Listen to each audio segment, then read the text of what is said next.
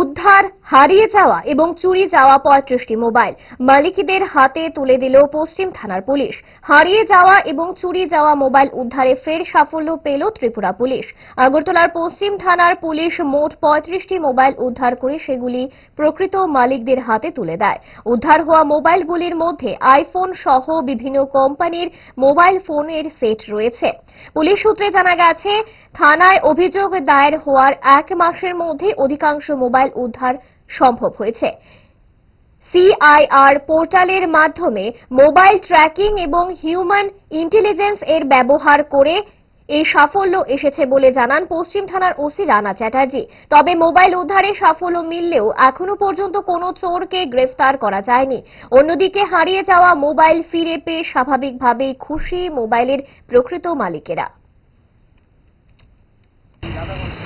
আমরা আজকে 35টি missing mobile আমরা যাদের প্রকৃত মালিকদের কাছে আমরা আজকে তাদের কাছে হ্যান্ডওভার করে দিয়ে দেব। এগুলি আমাদের বিগত মাস দুয়েকের মধ্যে আগরতলা বিভিন্ন জায়গা থেকে মিসিং হয়েছিল এবং আমরা সিআইআর পোর্টালের মাধ্যমে প্লাস আমরা টেকনিক্যাল যত আমাদের অ্যানালাইসিসের মাধ্যমে আমরা এগুলিকে উদ্ধার করেছি, বিভিন্ন জায়গা থেকে উদ্ধার করেছি।